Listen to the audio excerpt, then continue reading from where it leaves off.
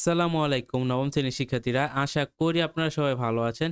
তো আমি আপনার সাথে এখন আলোচনা করব আপনাদের বার্ষিক পরীক্ষার হাসনে হেনা সেটের কোশ্চেন নিয়ে। তো যাদের এই কোশ্চেন সেটের এক্সাম কখনো হইছে তারা কোশ্চেনটা ভালো করে দেখেন। যদি আপনাদের ভালো থাকে তাহলে এখান থেকে 100% কমন আসতে পারে। আর যদি আপনাদের লাক খারাপ হয় তাহলে আপনাদের কমন আসবে না 100%, কিন্তু আপনাদের টপিকগুলা পড়ে যাবেন তাহলে আপনাদের টপিকগুলা থেকেও আপনাদের প্রায় 50 থেকে 60% আপনাদের কিন্তু কমন আসবেই আসবে।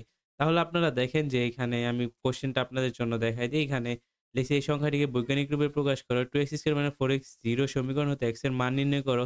তারপর লিখছি যদি কোনো বর্গক্ষেত্রের প্রত্যেক বাহুর দৈর্ঘ্য 30% বৃদ্ধি পায়, ক্ষেত্রফল শতকরা কত বৃদ্ধি পাবে? রৈখিক পদ্ধতিতে কিভাবে সরল সমীকরণ সমাধান করা যায়? একটি বর্গের পরিসীমা 7 সেন্টিমিটার হলে বর্গটা আঁকো। ঠিক আছে? তো এইভাবে আপনাদের প্রায় 15 টা প্রশ্ন থেকে আপনাদের 10 টি প্রশ্নের অ্যান্সার করা লাগবে। প্রতি প্রশ্নের মান হচ্ছে 2। একটা প্রশ্নের জন্য আপনারা 2 নাম্বার করে পাবেন। ১০ টা প্রশ্ন আপনাদের সঠিক হলে ২ গুণ ১০ অর্থাৎ আপনারা ২০ নাম্বার এখান থেকে পাইবেন। ঠিক আছে? তো আশা করি এই বিষয়টা আপনারা বুঝছেন। আপনারা চাইলে স্ক্রিনশট নিয়ে নিতে পারেন।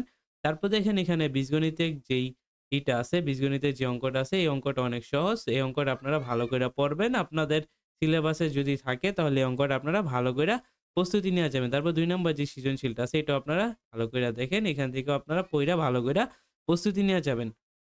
এ ছিল আমাদের বীজগণিতিক পার্ট। তাহলে তারপর দেখেন খ বিভাগ হচ্ছে জ্যামিতিক পার্ট। জ্যামিতি পার্টের মধ্যে যারা উপপাদ্য পারেন তারা তো উপপাদ্য পড়বেন। আর যারা উপপাদ্য পারেন না তারা সম্পাদ্যটা ভালো কইরা পড়বেন। কারণ আপনারা ২ টা থেকে একটা অ্যান্সার করতে হইব। তো আপনারা সম্পাদ্যটাই ভালো কইরা পড়েন। এটা ইজি এবং করতে সহজ। তারপর দেখেন ৫ নাম্বার। ৫ নাম্বার হচ্ছে গিয়ে ত্রিকোণমিতির পরিমিতি।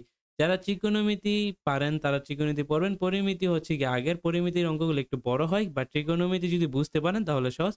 যারা ত্রিকোণমিতি পারেন ত্রিকোণমিতি দিবেন, আর যারা পরিমিতি পারেন পরিমিতি অ্যান্সার কইরা দিয়েন। এখন আপনাদের আছে পরিসংখ্যান। তো পরিসংখ্যান নিয়ে তো আর কিছু বলার নাই। এগুলা নিয়ম একই। নিয়ম পারলেই সবগুলা পারা সম্ভব।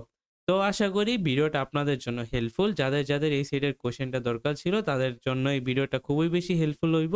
তো আপনাদের যদি আমার ভিডিওটা ভালো লাগে তাহলে অবশ্যই আমার চ্যানেলটিকে সাবস্ক্রাইব করে দিবেন। আল্লাহ হাফেজ।